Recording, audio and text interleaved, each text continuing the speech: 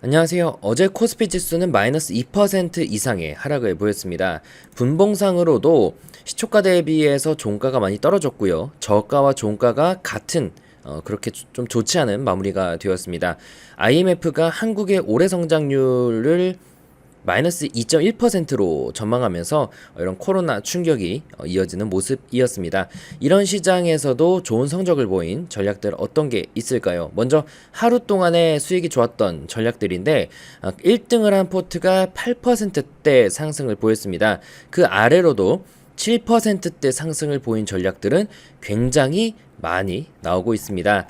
이거는 대부분이 비공개이기 때문에 비공개가 아닌 포트들 중에서 몇 개 참고해 보겠습니다. 여기 그래프를 보시면요. 어제 하루는 좋았을 수 있겠지만 장기적으로 떨어지다 올라갔다라는 게 좀 보이시죠? 눌러보면 자, 이처럼 어젠 좋았지만 그동안은 그렇게 좋지 않았으니까 이런 포트들은 좀 넘어가도록 하겠고요. 자, 이 포트는 사실상 상승 중이긴 하지만 코로나 때를 버티지 못했습니다. 그래서 이것도 넘어가도록 하겠습니다. 조금 더 안정적인, 이 전략 같은 경우는 굉장히 안정적인 그래프를 보이고 있습니다. 보시다시피 코로나 때 거의 충격이 없었습니다.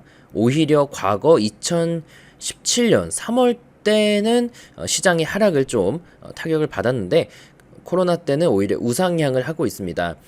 이 전략은 지금 결과 공개 포트입니다. 그래서 전략을 상세하게 볼 수는 없는데 대충 보면 20% 비중으로 5종목 정도를 분산 투자하고요. 종목을 마이너스 2.5%대에 매수하고 오늘 사면은 내일 매도합니다. 목표 손절가가 없죠. 자, 최근에 거래했던 종목들을 보면 미래나노텍이 20% 수익 봤네요. 어제. 그리고 다른 종목들은 크게 수익 본 게 없고 살짝살짝 플러스 마이너스를 보이고 있고 또 가끔 대한유판 같은 종목들 15% 상승을 보였습니다. 현재 보유하고 있는 종목은 IMBC, 휴젤, TPC 같은 종목들이 있는데 오늘 매수 예정 종목으로 나오는 것은 랩지노믹스와 대정화금이 있습니다. 랩지노믹스와 대정화금 과연 어떤 위치에 있을까요? 자, 랩지노믹스 같은 경우는 일봉 차트상 최근에 급등하고 어제 조정받은 눌림목 구간에 있는 그런 종목이네요. 이런 종목을 오늘 매수하는 거고요. 대정화금 보겠습니다. 대정화금도 마찬가지입니다. 이걸 봐서는 전략을 볼 수는 없지만 아마도 MT, 마켓 타이밍이 걸려 있고 그리고 아까 보신 것처럼 급등했다가 쉬어가는 종목을 사서 그 다음날 오버나이트에서 매도하는 그런 전략으로 추측됩니다. 즉 역추세 전략이라고 봐야 되겠죠. 자, 다른 전략 어떤 게 있을까요? 이번에 노이만님의 전략입니다. 하루 동안 3.8% 수익을 거두셨고요. 최근 6개월 동안에 17% 그리고 최근 1년 동안에는 46%의 무서운 수익률을 거두고 계십니다. 역시나 설정 조건 볼 수는 없지만 25% 총 4종목을 매수하고요.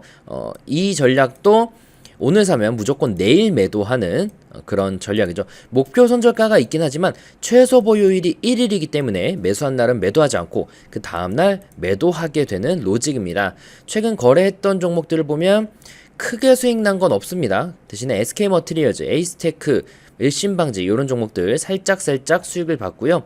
SK머티리얼즈가 나온 것으로 봐서는 이 유니버스 배분이 대형주부터 소형주까지 잘 되었고 심지어 ETF도 매매하는 것을 확인할 수 있습니다. 월별 수익률을 보면요. 쭉 내려가다 보면 지난 코로나가 발발했었던 2월 달에 6%월 마이너스를 보이긴 했네요. 하지만 3월부터 바로 또 수익률을 회복하는 모습을 보였습니다.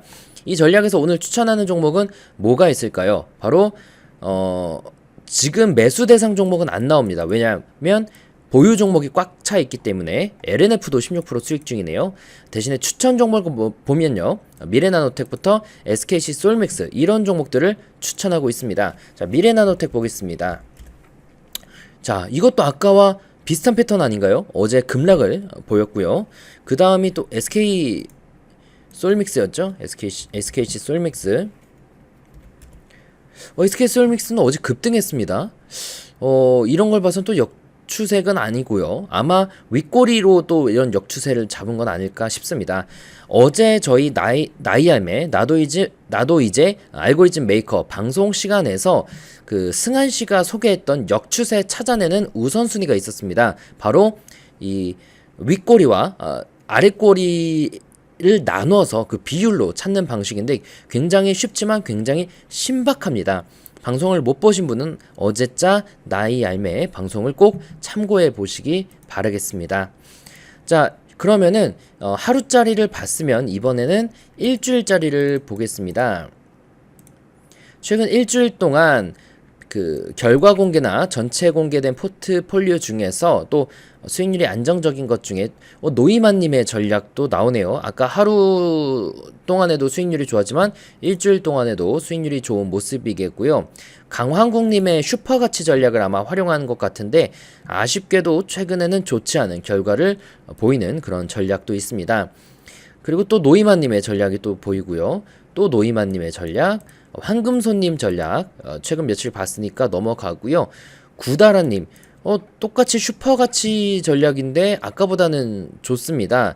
물론 가치 투자의 경우 이런 코로나와 같은 급격한 하락장의 손실을 크게 보는 케이스가 많기 때문에 이 전략도 코로나를 버티지 못했지만 이것만 아니었어도 상당히 좋은 성적을 거두고 있습니다.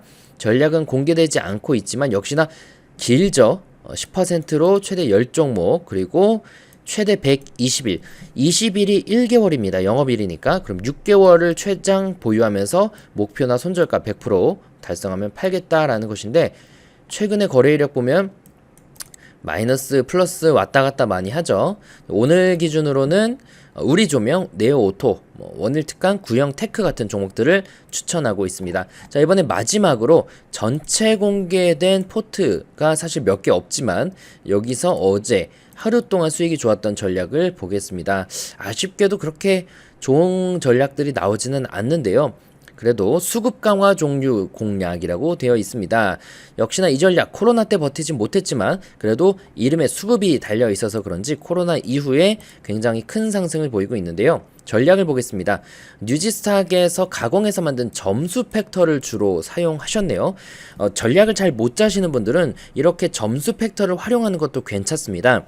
이 점수 팩터에 대해서는 여러분들이 새 포트 만들기에서 여기 스텝 3 조건식 추가하기에 조건 선택 가이드에 가보면 이런 점수에 대한 기본적인 개념들에 대한 설명도 나와 있으니까 참고해 보시기 바라겠습니다. 보면 종합점수, 모멘텀 점수, 이격도 이거 다 수급, 추세나 수급 이런 것들이죠. 60점 이상이라는 것은 상위 40% 이내에 든다라는 것이고요. 펀더멘탈 점수도 넣으셨고요. 부채 비율과 RSI 이런 값들도 넣으셨습니다. 최대 25일 보유하는 그런 전략이고요.